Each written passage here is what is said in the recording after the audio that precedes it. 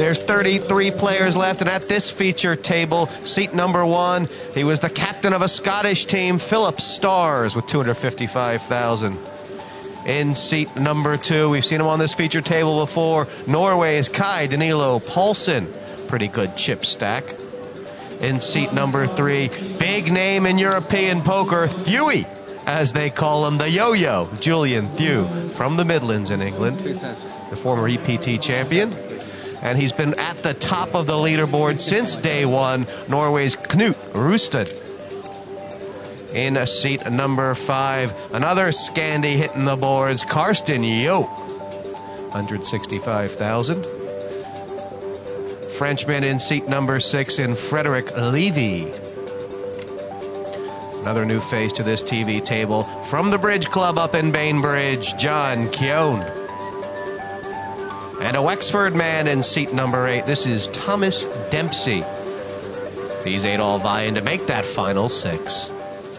Well, new feature table here, Kieran. Nice to check out some new faces, but I tell you what, these players just back from a break, and the energy in this room was just tremendous. It was pulsing throughout the whole room. Every player knowing that they're so close to a date with destiny, and I'm just happy to be part of it here with you, Jesse. There's so much history in this room. You talk the invocation of Terry Rogers, the history of Irish poker. There's 54 Fagans that have showed up here to Rudon Don. Those are the only ones not mined in the store.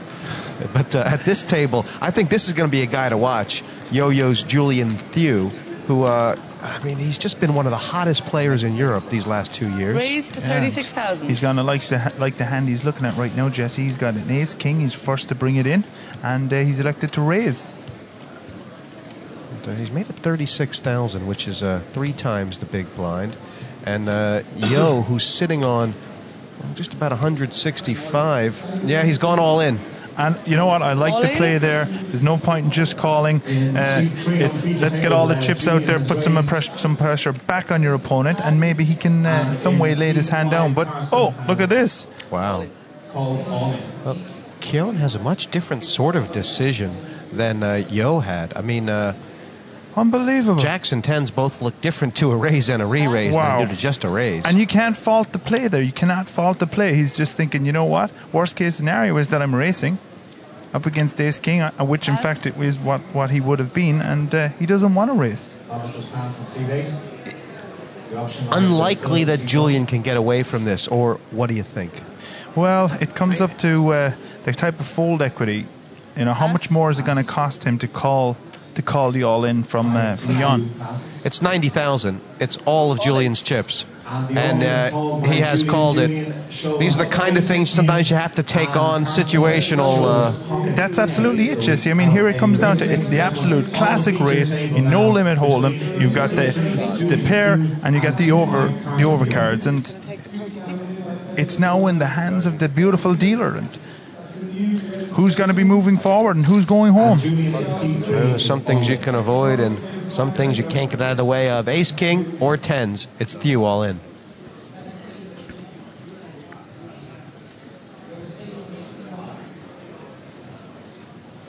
Those 3 cards are going to go on their backs. That's the flop.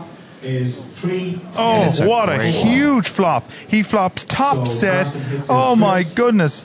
He's way out in front, way out in front. If this was a fight, they'd stop it. Yeah, running clubs or the running straight.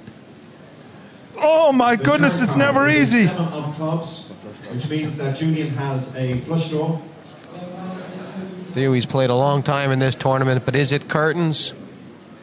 Any club that's not the 10. And the river is a jack of hearts, so chips stand up, ladies and the big slick's going to make him sick. Julian Thew, quality man, quality player. He'll have some money to take away with him. And the funny thing is had John Keown playing, he would have made a full house on the end. He had a pair of jacks. It's crazy the way this game works out sometimes. You know, poker, it will shake your hand, and at the same time with the other hand it'll be going through your wallet. Yeah, right, you know? Yeah, it was a pretty straightforward situation, really. I had Ace King and someone had 10s, and we went to the races, and I didn't hit, and he hit trips, so I was happy enough. I had 10 big blinds, so I was looking for... I had a push with a lot worse than Ace King, and I was happy to get my money in on a 50-50, and today it didn't come in, so that's poker. always another tournament. Looking at that hand again, of course, it's a straight race. Not when the 10 hits the board, the set for Yo and 3-10's holding. And the squeaky club on the turn, though, all of a sudden opened that door. Yeah. You know? I guess Yo now with 300K at a level where he can start to look towards a different game plan. Well, that's it. It's nice to finally get some chips. You're saying to yourself, okay, I can breathe. I can breathe. Gives me a little bit of play. He's quite happy to be in the situation he's in, that's for sure, Jesse. Thomas Dempsey from Wexford folding up. And all in from Philip Stars with pocket fives on the button. It's a big all in. Jesus, 250,000. It's a $250,000 in chips. It is a lot of chips there. He's going to force his opponents to pick up a hand. Oh my goodness! Well, Oh, I mean, Paulson's like he's pretty comfortable here with 200K. oh, listen, I'm beating him into the pot. There's no way that Philip is going to move in with aces or kings or queens like that. Not for all his chips. He's got jacks. It's a formality. He cannot lay this hand down. There's absolutely no way he can get away from this hand. Impossible. The way this hand is played out, Jesse. If he puts Philip on a big hand, he said there's no way he would have moved all his chips in like that. Stars is a really experienced player. They call him Braveheart up in Scotland. And I don't believe it. Really brave to move here. I don't believe it. What is Paulson waiting for? Does he want to win this tournament, or does he just want to get some airtime? Knut Rustad's got much the same decision. He's got 200,000 as well. Well, you know what he might be thinking?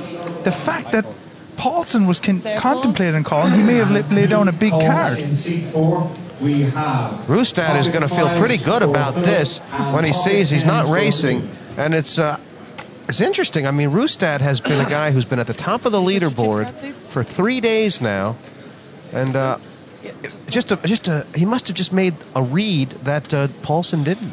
Yeah, well, that's it. Maybe that's the difference between the two players, Jesse, because if Paulson were to sit down and just take a minute and think about how that hand played out, there's absolutely no way that Mr. Philip Starr is going to move all his chips, almost $250,000 in chips, into the pot if he had a big hand. You don't want to lose your customers if you have a big hand.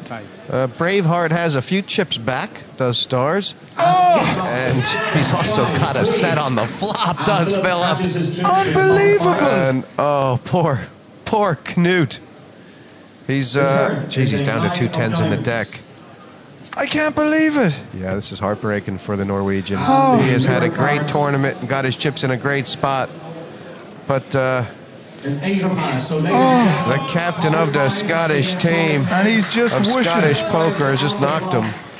Why couldn't he have had a 10 of hearts there? He's thinking he would have made the flush. Oh my dear. This game is cruel sometimes.